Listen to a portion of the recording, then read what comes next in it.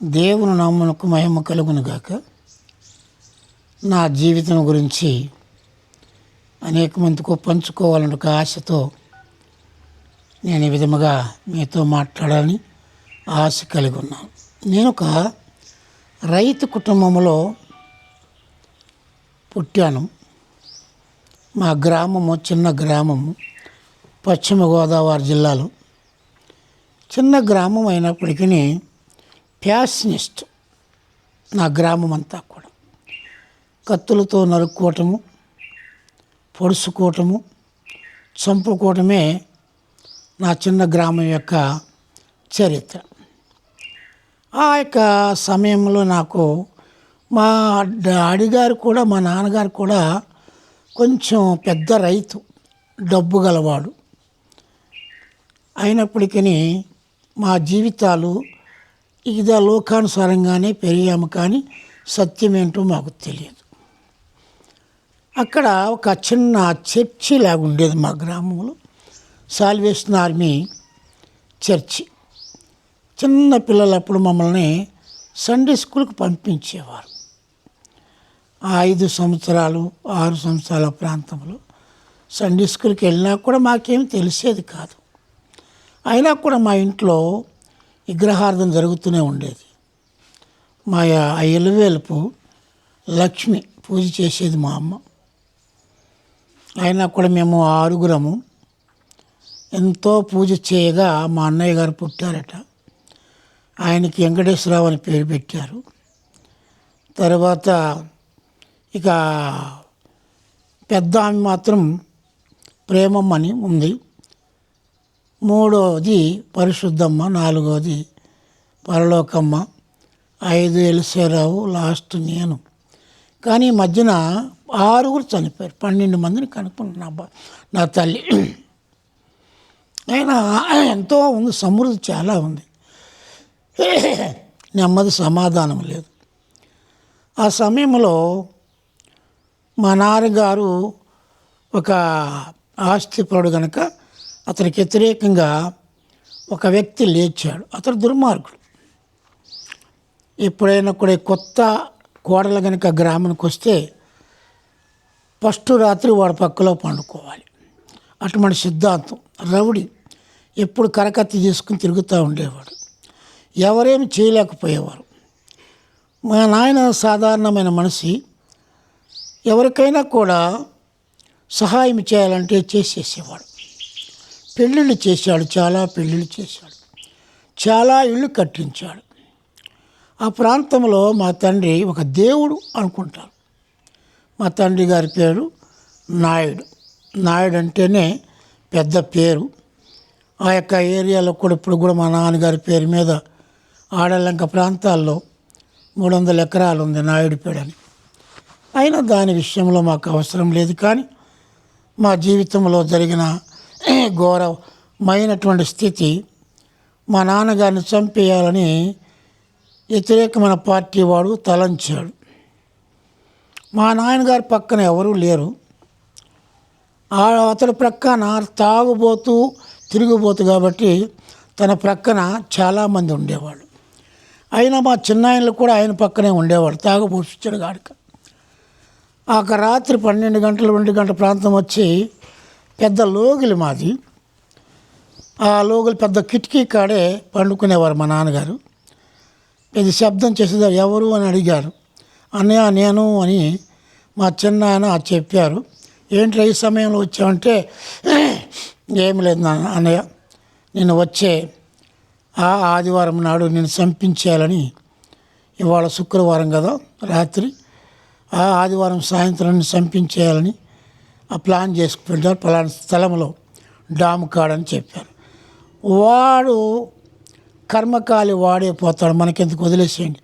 లేదు లేదన్నయ్య, ఒక 10 రూపాయలు ఇవ్వు. 10 రూపాయలు అంటేనే చాలా మొత్తం. ఆ దినాల్లో చాలా మొత్తం. కానీ కంటే ఒక ఈసి కిలోలు కాదు, ఈసి బెల్లం వచ్చేది ఆ సమయం అది. అప్పటికి నాకు 4-5 సంవత్సరాలు ఉంటాయి. పోట్లాడుతూ ఉంటే అక్కడ కూడా వెళ్ళేవాడిని, చూసేవాడిని. మా నాయన అయితే అటుకు మీద ఎక్కేవాళ్ళు, గడబొంగులతో పొడిచేవాడు. చంపేయాలని ప్రజల్ని. ఆ విధంగా ప్యాషనిస్ట్. ఎదరు కత్తులు పట్టుకుని బళ్ళాలు పట్టుకుని ఉండేవాళ్ళు పోయేటానికి. అటువంటి గ్రామంలో అటువంటి వారి మధ్య నేను పెరుగుతూ ఉన్నాను. చివరికి ఒక వ్యక్తిని, ఆ యొక్క పెద్ద నాయకుని చంపేశారు. చంపేసేటప్పటికి 8 ముందు రోజునే, ఆదివారం దాకా పెట్టలేదు, శనివారం సాయంత్రం చంపేసేశారు. తర్వాత 16 మందిని జైల్లో వేశారు. 16 మందిలో మా నాయనగారు పని చేయలేదు, కానీ ముఖ్యుడిగా ఉన్నాడు కనుక ముద్దాయి, ఫస్ట్ ముద్దాయిగా ఉన్నాడు. తర్వాత ఎంతో డబ్బు కావాల్సి వచ్చింది లాయర్లు పెడతానికి. ఆస్తులన్నీ కూడా 100 రూపాయలది, 50 రూపాయలకి 50 రూపాయలది, 25 రూపాయలకి 25 రూపాయలది, 12 రూపాయలకి, ఆ విధంగా అప్పటికప్పుడు అమ్మాలి, డబ్బు కావాలి. మొత్తం అమ్మేసి ఒక సంచుడు, పెద్ద సంచుడు తీసుకెళ్ళి ఒక లాయర్లకి ఇస్తే 12 మంది లాయర్లు దాన్ని పంచుకొని కేసు లేకుండా చేసేసారు. మాకు కూడా ఆస్తి అంతా కూడా పోయింది.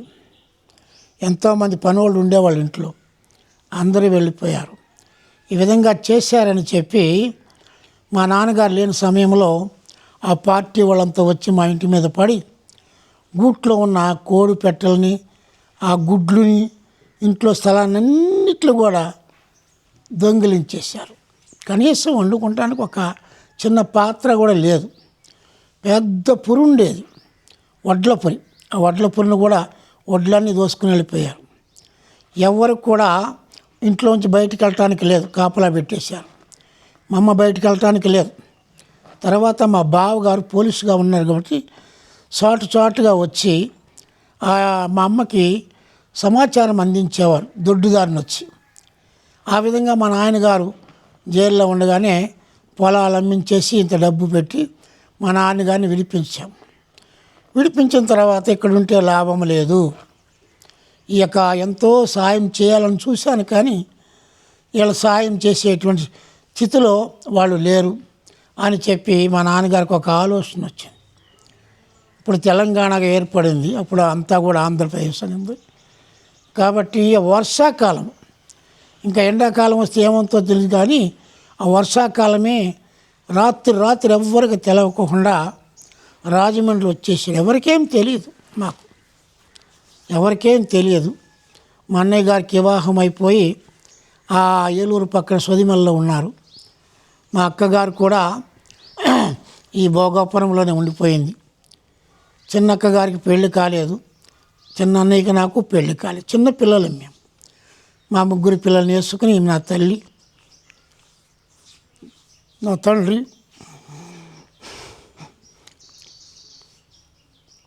రాజమండ్రికి వచ్చాం.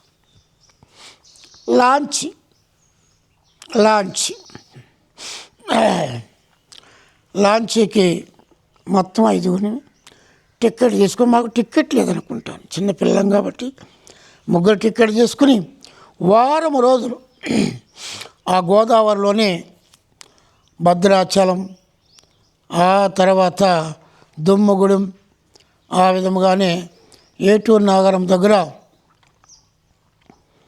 గొల్లగూడెం అని ఉంది. ఆ గొల్లగూడెం రేవులో దియ్యం. అంత బురద, మోకాట్లో బురద. ఇకంతా కూడా ఏదో మేము బ్రతకలేని స్థితిగా ఆ ప్రాంతానికి వచ్చేసాం. వరంగల్ జిల్లా ఇప్పుడైతే ఇది ములుగు జిల్లా అయ్యింది, అప్పుడు ములుగు తాలూకా. అక్కడికే వెళ్ళి ఇక ఒక గుడిసెలాగా వేసుకుని ఒకరింట్లో ఒక పక్కన పంచలో ఉన్నాం. అక్కడన్నీ కూడా ఆ అడవి సువలతో తడికలు కట్టుకుంటారు, చుట్టూ గోడలు ఉండవు, మట్టి ఉండదు, ఏముండదు. అందులోకి ఏ పాములను రావచ్చు, ఏదైనా రావచ్చు. అడవి ప్రాంతము. ఆ ప్రాంతాలన్నీ కూడా కోయవాళ్ళు అక్కడే ఉండి చానాలు విధంగానే కూలి నాలు చేసుకుంటేనే బ్రతికే. ఉన్నదంతా కూడా అంత దోసుకుని వెళ్ళిపోయారు కాబట్టి బ్రతకటానికి కూడా చాలా కష్టంగా ఉంది. అప్పుడు నాకు 8 సంవత్సరాలు 9 సంవత్సరాలు ఉండే అనుకుంటాను. అయినప్పటికీ కష్టపడి ప్రతి ఒక్క పనిని కూడా మేమే చేసుకునేవాళ్ళం. దాని ద్వారా జీవించుకుంటూ చాలా మేము జీవించాం. ఆ విధంగా జీవించుచుండగా కొన్ని మా యొక్క పశువులు ఉన్నాయి. మా నాన్నగారు మా సొంత ఊరు నుండి మా పశువులను ఇక్కడికి తీసుకొచ్చేసారు. 4-5 రోజులు నడిపించి ఆ విధంగా తీసుకొచ్చిన తర్వాత ఆ పశువుల్ని నేను కాసుకుంటూ ఉండేవాడిని, నేను మా చిన్నన్నయ్య. కానీ చుట్టుపక్కలే ఉండేవి.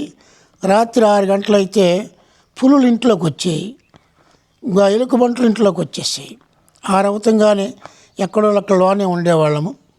ఆ విధంగా జీవిస్తూ ఉండగా అక్కడ కూడా పక్కనే అడవి కాబట్టి మా గుడ్లను కూడా పెద్ద పుళ్ళు తిన్నాయి. అయినప్పటికీ ఇంక అట్లాగే బురదలో ఉండేది.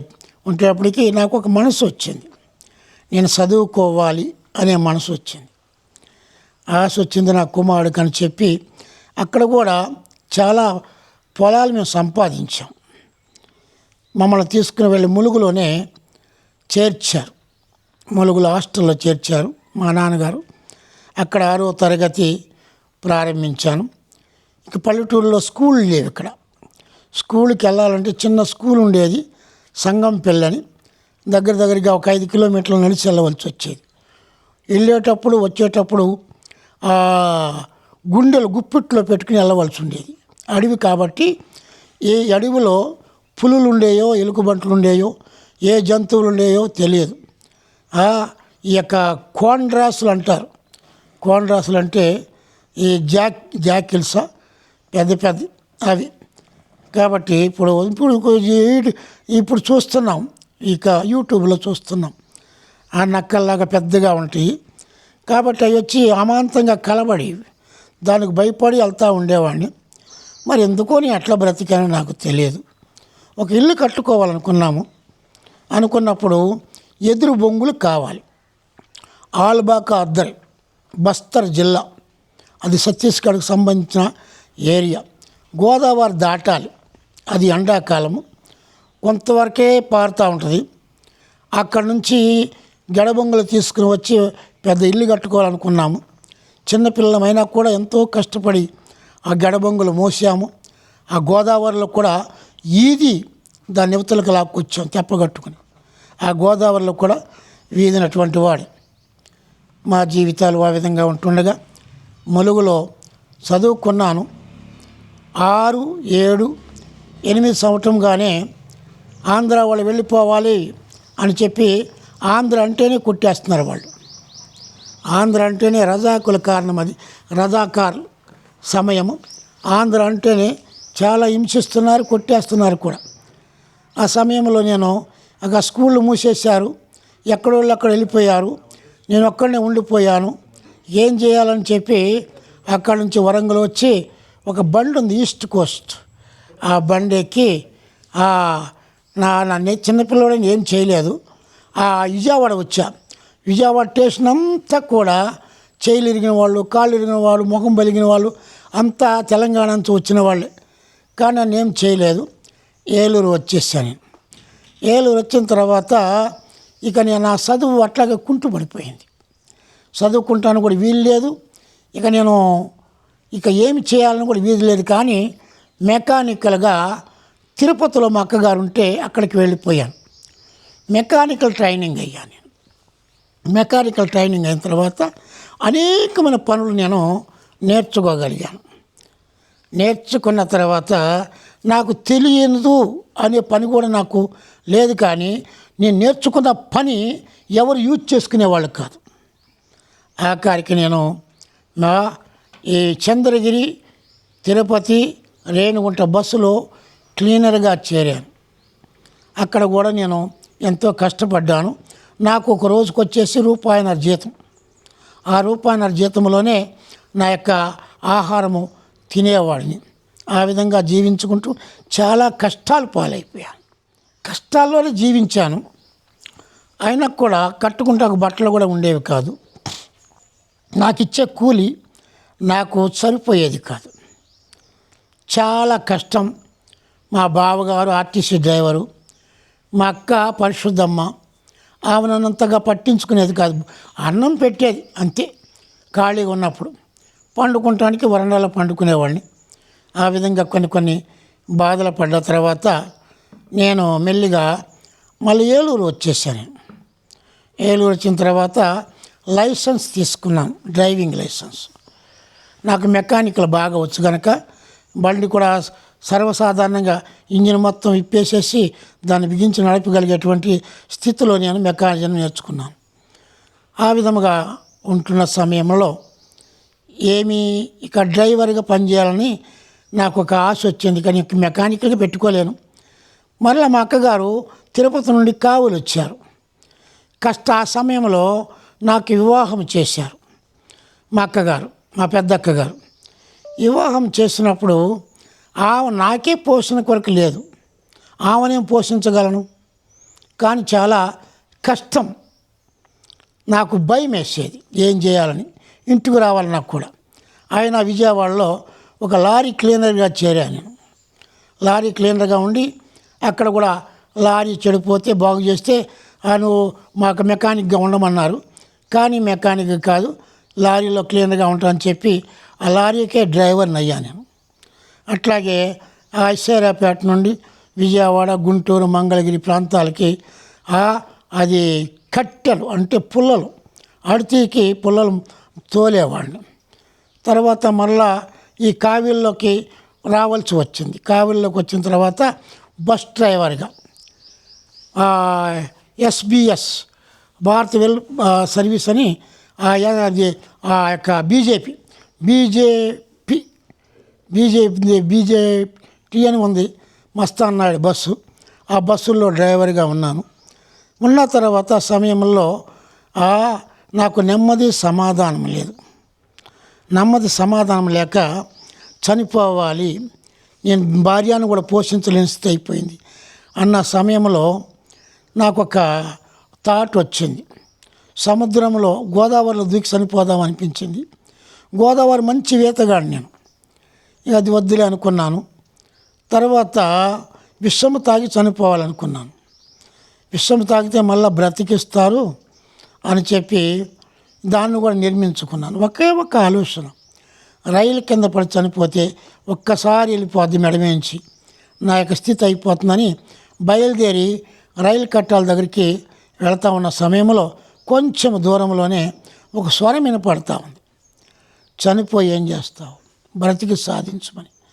అక్కడ కూడా అదే ఆలోచన నాకు వచ్చింది, చనిపోయి ఏం చేస్తాం, బ్రతికి సాధిద్దాం అన్న ఆలోచనలోనే ఉండిపోయాను. కానీ నేను నా ఈ యొక్క తెలంగాణ ములుగు జిల్లాలో, ఇప్పుడు తాలూకా 5 జిల్లా అయింది, ఆ ప్రాంతంలో ఉన్నప్పుడు పొగాకు పండించేవాళ్ళం. ఎక్కువగా ఇన్ని చుట్టలు చుట్టుకుని మా బొడ్లు కట్టుకుని చెకముక్క ఉండేది. దాంతో ఉదయం అంటించుకుంటే సాయంత్రం వరకు కూడా చుట్టలు తాగుతూనే ఉండేవాడిని. ఆ విధంగా ఆ అన్నం తిన్నప్పుడు పండుకున్నప్పుడే సాలించేవాడిని. అది తాగ్గా ఏమైపోయింది, క్యాన్సర్ లాగా వచ్చేసింది బయటికి, రక్తం వస్తూ ఉంది. ఆ సమయంలో మా అక్కగారు కావుల్లో ఉన్నాం కాబట్టి నెల్లూరు క్యాన్సర్ హాస్పిటల్కి తీసుకెళ్ళి ఏదో లోనకు రమ్మని ఏదో చెప్పారు డాక్టర్ గారు. అది నాకు చెప్పలేదు. చెప్పాక ఆ సమయంలోనే దేవుడు దర్శించిన సమయం నాకు. మా అక్కగారు ఏం చేశారు, అందరికీ లెటర్లు రాశారు ప్రార్థన చేయమని.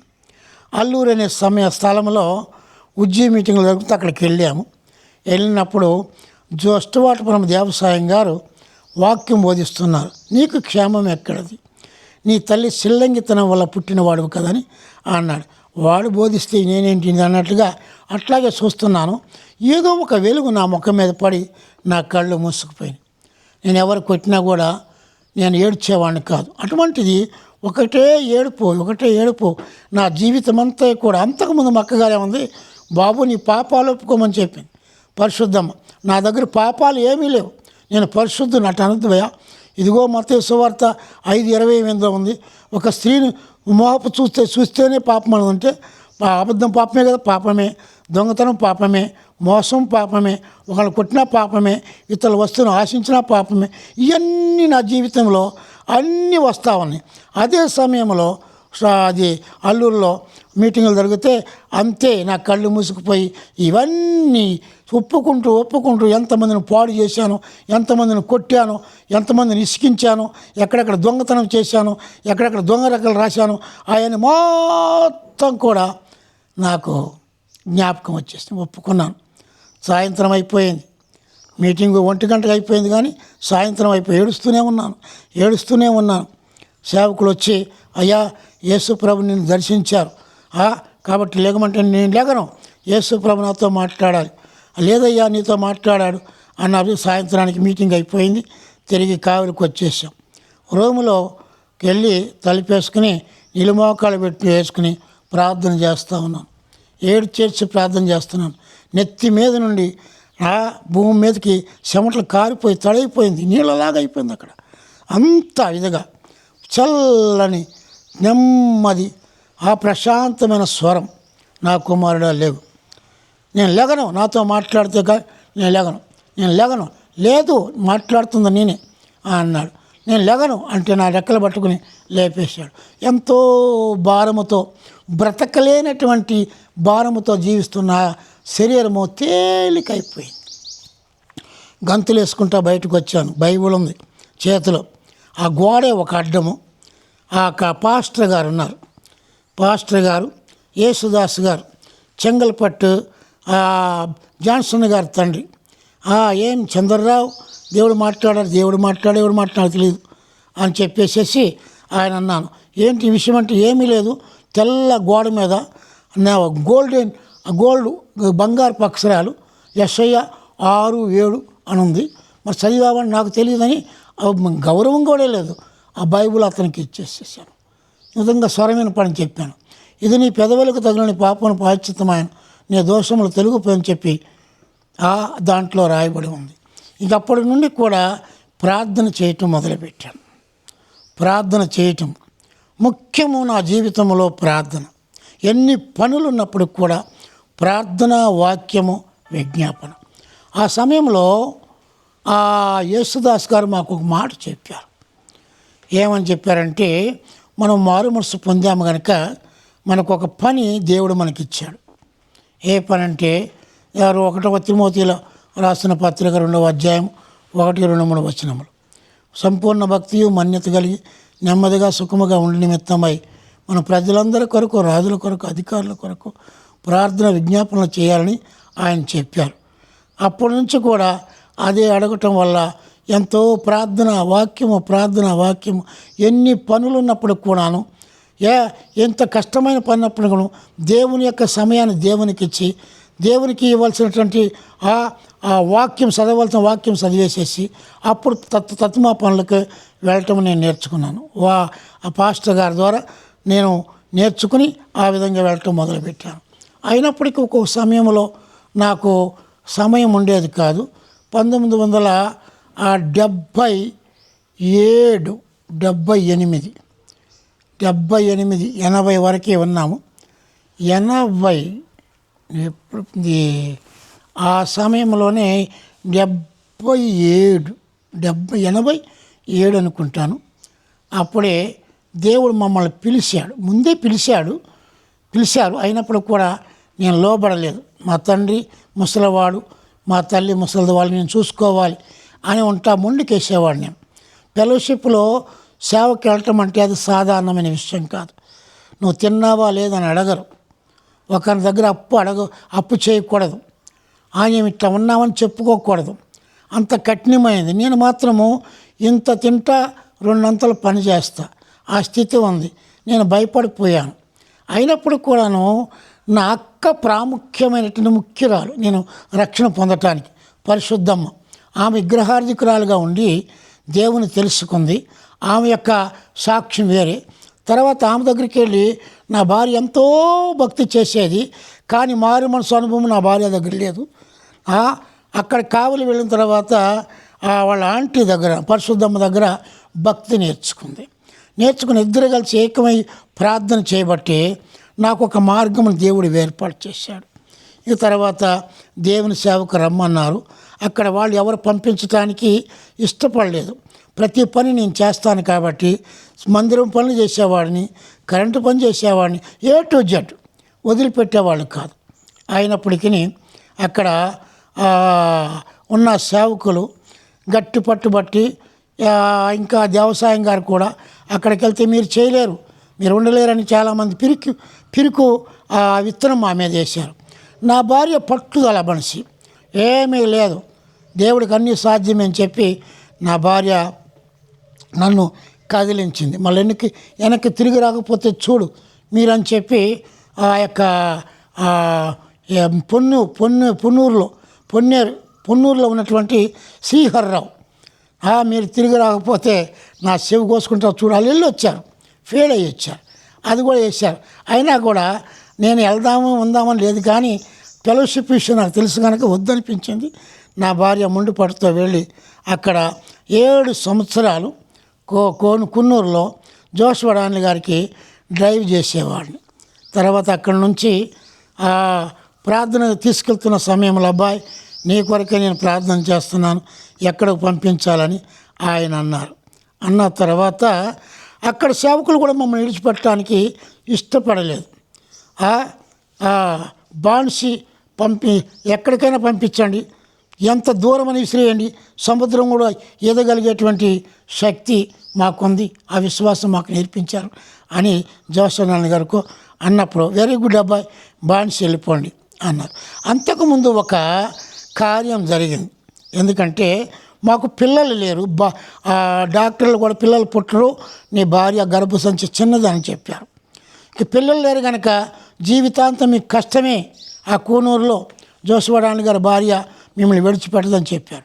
అక్కడికి వెళ్ళినటువంటి 10 నెలలకే కడుపులో ఏదో తిరుగుతుందని చెకప్ చేసుకుంటే నా కూతురు కడుపులో ఉంది, కళ్ళు లేవు, చేతులు లేవు, కాళ్ళు లేవు. అయినా కూడా జోసవడాని గారి భార్య డాక్టర్ కాబట్టి ఇది మీ పాపం కాబట్టి ఏం చేయటానికి లేదు, అబార్షన్ చేయటానికి లేదు అని చెప్పేశారు.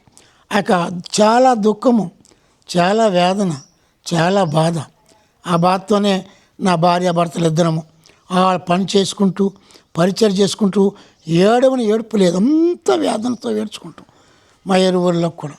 తర్వాత ఈ విధంగా కనుక పుడితే మళ్ళీ నేను లోకంలోకి వెళ్ళిపోతాను, బైబిల్ పారేసి నాకొద్దు యేసు ప్రభుని అన్నాను. నాకు పుట్టే పిల్ల ఒక దేవదూతలాగా పుట్టాలి అని అనుకున్నాము. పుట్టినప్పుడు ఏ లోపం లేకుండా చక్కటి దేవదూతలాగా పుట్టింది. తర్వాత నా భార్య ప్రార్థన చేసుకుంది, నలుపైన పర్వాలేదు, ఒక కుమారుని దయచేయి ప్రభు అన్నప్పుడు కుమారుడు దయచేశాడు. వెంటనే ఆపరేషన్ చేయించేయండి అని చెప్పారు. నాకు ఒక మనసు వచ్చింది, వాళ్ళకి 5 పిల్లలు ఉన్నారు కదా, వెంటనే ఆపరేషన్ చేయమంటున్నారు ఏంట అని నాకు కొంచెం సేవకుల మీద కూడా కష్టం వచ్చింది. ఆయన ఏది చెప్పినా కూడా దేవుని చిత్తమే కదా అనుకున్నప్పుడు ఆ విధముగా బాన్సీకి వెళ్ళిపోయి 3 సార్లు టికెట్ బుక్ చేసినా కూడా నీలగిరి సేవకులు ఆ టికెట్ని క్యాన్సిల్ చేయించేశారు. 4వ టికెట్ ఒక సేవకుడితో, ఇప్పుడు వాల్పారెలో ఉన్నాడు లాయరు స్టీవెన్ అని, తిన్నగా నా చేతికి అందించాడు. ఆ టికెట్ అన్నది టికెట్ చూస్తుంటే ఇది దేవుని చిత్తం, నేనే చేశాను, 3 సార్లు నా క్యాన్సిల్ చేయించాను, మిమ్మల్ని పంపిస్తాం ఇష్టం లేక అని చెప్పి నా ముఖం చూడలేక స్వామిదాస్ గారు ఏడ్చుకుంటూనే వెళ్ళారు. అంత ప్రేమ స్వామిదాస్ గారికి నేనంటే చాలా ఇదిగా ఉంది. తర్వాత బాన్సి బయలుదేరేవి ఏమీ లేవు, మా చేతిలో ఏమీ లేవు. ఇదిగో బ్రదర్ జోసవడాని గారు 200 ఇచ్చారు, మీ చేతికి మని ఇచ్చారు, అంతే. ఆ బండికి 30 రూపాయలు కారుకి ఇచ్చి సామాన్లన్నీ బస్టాండ్కి తెచ్చాం. బస్టాండ్ ఎక్కితే బాగోలేదు, బస్టాండ్లోంచి మళ్ళీ కోయంబత్తూరు బస్టాండ్కి అక్కడి నుంచి ఇక ఎక్కువ దింపటి చాలా కష్టం అని చెప్పి ప్రార్థన చేస్తూ ఉన్నాం, ఏదైనా కారు దొరికితే పర్వాలేదు ప్రభు అని చెప్పేసి. టక్కన కారు వచ్చి కోయంబత్తూరు అన్నారు. సామాన్లన్నీ కారు మీద వేసి స్టేషన్కే వచ్చేసాం. అక్కడ 40 రూపాయలు ఏమో ఆ కారుకి ఇచ్చాము, ఇంకా 160 రూపాయలు మా చేతిలో ఉన్నాయి. గబగబా తీసుకుని వచ్చి అక్కడే ఎస్ఐ గారిని ఒక ఆయన భార్య, నా కుమార్తెకి నా కుమారుడికి నాకు ప్లేట్లు అన్నం ఆ రోజంతా సరిపోవటానికి అన్నం కూడా కట్టి పెట్టారు. మా చేతిలో ఏమీ లేదు అక్కడ. ఆ విధంగా వచ్చి వే చేసాము. చేసేటప్పటికి 120 రూపాయలు ఆ వస్తువులకి ఆవాల్సి వచ్చింది. అందులో కొంచెం డబ్బు తక్కువైంది. ఏం చేయాలి ప్రభు అనుకుంటా ఉన్నాము. అన్న సమయంలో బ్రదర్ ట్రైన్కి టైం అయిపోయింది బ్రదర్, ఏంటంటే ఉండండి కొంచెం ఉండండి. ఎందుకు ఆ యొక్క వస్తువులకి డబ్బులు తక్కువ అయిపోయినాయి. అట్లాగే ఉన్నాం. అంతలో ఒక సహోదరుడు వచ్చి 100 రూపాయలు చేతిలో పెట్టారు. దానికి సరిపోయిన డబ్బులు ఇచ్చేసి స్టేషన్ మీదకి వచ్చి అప్పుడు అన్నం తిన్నాము. మేము 3 గంటలకు ఏమో అన్నం తిన్నాము. బండి వచ్చింది అరాప్తి సాగర్, అవి ఎక్కేసాము. శక్తి లేదు, అలిచిపోయాం మేము. అంతే అక్కడ పిల్లల్ని ఉంటాయి 2 పిల్లలు, చిన్న పిల్లలు. అట్లా వచ్చేసాము. ఆ తెల్లారుజామున 12 గంటల ప్రాంతంలో గూడూరు వచ్చింది. పరిశుద్ధమ్మ ఇంజనీర్గా ఉన్నారు. బుచ్చిరెడ్డిపాలెం అది జైరాస్ బకీరా వాళ్ళు వచ్చి నన్ను పిలుస్తూ ఉంటే నిద్రమత్తులో ఉన్నాం. పిల్లలు ఇట్లా ముఖం చూపించాం, బండి కదిలిపోయింది. అది నెల్లూరు లాగుతున్న సంగతి నాకు తెలియదు. తర్వాత ఆ రోజంతా రాత్రంతా 2వ రోజున సాయంత్రము 4 గంటలకి బస్తీ అనే స్థలానికి ఈ ఉత్తరప్రదేశ్లో అక్కడ బండి ఆగింది. అక్కడికి జీవి తీసుకొచ్చి అక్కడ నుంచి 52 కిలోమీటర్లు బాన్సీ అని ఆ బాన్సీకి తీసుకుని వెళ్ళారు. ఆ బాన్సీ నుండి బుద్ధుడు పుట్టిన స్థలము లుంబిని 40 కిలోమీటర్లు. ఆ ప్రాంతాల్లో దగ్గర 11 సంవత్సరాలు మేము ఆ స్కూల్లో ఉండి సేవ చేశాం. తర్వాత జోసఫ్ గారు వచ్చేసేసి అబ్బాయి నువ్వు కాశ్మీర్ వెళ్ళాలి, అక్కడ మొగ దిక్కు లేరు, ఆడవాళ్ళని చంపేసేటట్టు ఉన్నారు అని చెప్పేటప్పటికి అయ్యా మీరు ప్రార్థన చేసి చెప్పండి వెళ్ళిపోతాను. అక్కడే కారు ఉన్నటువంటి జార్జి గారు ఉన్నారు, కార్ డ్రైవర్గా ఉన్నప్పుడు వెనక పక్క పిలిచి అయ్యా నీకైనా బుద్ధి లేదా, కాశ్మీర్ విషయం నీకైనా తెలుసా అని అన్నాడు. ఏమన్నా నాకు తెలియదు, రోజుకు 40 మంది 30 మంది చంపేస్తున్నారు అయ్యా, ఏం నువ్వు అక్కడికి వెళ్తానంటున్నావు అంటే నేను ఇప్పుడు చచ్చిపోవాలన్నా దేవుని చిత్తంలో నన్ను ఎవరు ఆపలేరు, నేను బ్రతకాలి ఎవరు చంపలేరు, నా విషయంలో దేవుని యొక్క ఉద్దేశం ఏముందో నాకు తెలియదు అని తలకాయించుకున్నాడు. అక్కడ 2 సంవత్సరాలు ఉన్నాము. నా కుమార్తె 9th 10th అక్కడే చదివి, నా కుమారుడు 8th 9th అక్కడే చదివాడు. మళ్ళా బాన్సీకి వచ్చేసేసాం. నా కుమారుడు 10th బాన్సీలో చేశారు. తర్వాత అక్కడి నుంచి వరంగల్ జిల్లాకు పంపించారు. మేము ఉండమని చెప్పాము, వరంగల్ జిల్లాకు పంపించారు. పంపించినప్పుడు చాలా ఇంటీరియర్ ప్లేస్, చాలా గ్రామాలు అవి. మేమున్న గ్రామము శాంతినగర్, 12 ఇళ్ళు మాత్రం ఉన్నవి.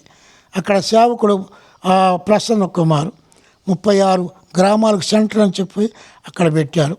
కానీ ఎక్కడ ఏది పెట్టినా కూడా అక్కడ మేము ఎంతో కఠినమైన ఇప్పుడు వరకు నేర్చుకున్న తరబీది వేరు, అక్కడ నేర్చుకున్న తరబీది వేరు. 3 కిలోమీటర్లు బస్సుకి 3 రూపాయలు ఉండేవి కావు, 2 రూపాయలు చేతిలో ఉండేవి కాదు. దేవుడే అక్కడ మమ్మల్ని కాపుదలగా ఉంచి, జేమ్స్ గారని ఒక వ్యవసాయదారుడు దేవుని తెలుసుకుని ఉన్నారు.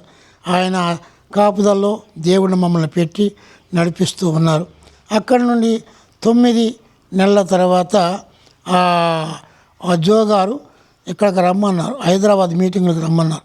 మమ్మల్ని మీటింగ్కి రానివ్వలేదు. అయినప్పటికీ అక్కడికి వెళితే ఒక్కడివే రమ్మని చెప్పాడు. ఈ నా భార్య వస్తే ఏమవుతుంది అని ఏదో ప్లాన్ ప్రకారం చేశారు. అయినప్పటికీ నేను ఎవరికి భయపడలేదు. 2 కలిసి వేశారు. తర్వాత లాస్ట్కి వచ్చిన 3 గంటలకి కలుసుకోమన్నారు జో గారు. 3 గంటలకు కలుసుకోకుండా తప్పించేశారు. అక్కడ ఉన్నటువంటి సింక్లేర్ ఆయన ఉన్నాడు, ఆయన ఒకడు ప్రసన్న కుమార్ కలవనివ్వలేదు. 11 గంటలకి ఇంకెవరన్నా ఉన్నారు వెనకాల అని తలకాయ వంచి చూశారు జో గారు. ఏ అబ్బాయి మీరు ఉన్నారా అని చెప్పి, ఏమయ్యా 3 గంటలకు కలుసుకోమంటే ఇప్పుడే లేదా 3 గంటలకు వచ్చాం అదేనబ్బాయి అని ఆయన బాధపడ్డారు.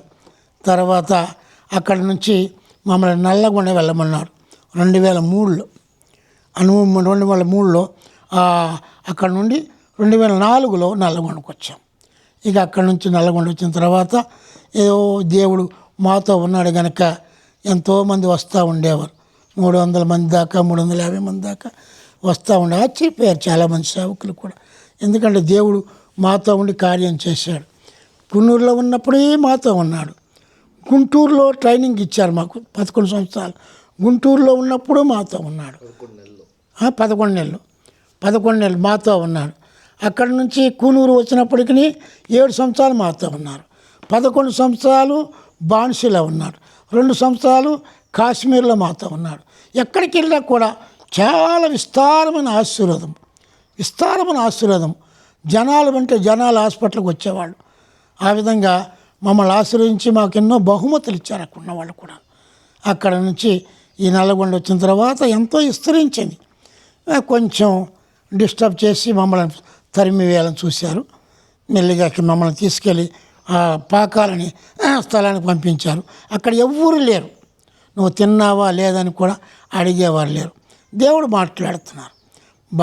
నల్లగొండకే మిమ్మల్ని పంపించాం కానీ ఇక్కడ వెళ్ళిపోమన్నారు. ఎప్పుడు వెళ్ళిపోమంటావు ప్రభు? ఇప్పుడు టికెట్లు కూడా దొరకదంటే వెళ్ళి ఉన్నానుగా అంటాం. కానీ స్టేషన్కి రావటం కానీ నా భార్యకు నాకు కన్ఫామ్ టికెట్లు దొరికినాయి. ఒక చిన్న వ్యాన్ని పిలిచాము. ఆ వ్యాన్ నిండా సామాన్లు ఇచ్చి మా బాబుని ఆ వ్యాన్లో పంపించాము. మేము ట్రైన్లో వచ్చాము. ఇక్కడికి వచ్చి అక్కడ సంవత్సరం ఉన్న తర్వాత ఇక్కడికి వచ్చేసాము 2005లో. ఇక అక్కడి నుంచి కూడా దేవుడు ఇంతవరకు కాపాడుతూనే ఉన్నాడు. ఆ తర్వాత ఇక్కడికి వచ్చిన తర్వాత నా కుమారుడికి పెళ్లి చేశాము. చేసి ఇక చిన్న సేవగా ఇప్పుడు కొత్తగూడెంలో ఒక చిన్న సేవ ఉంది, ఇక్కడ నల్లగొండలో ఒక సేవ ఉంది. ఇక అప్పుడప్పుడు బయటకు వెళ్ళి ప్రీచ్ చేస్తూ ఉన్నాం.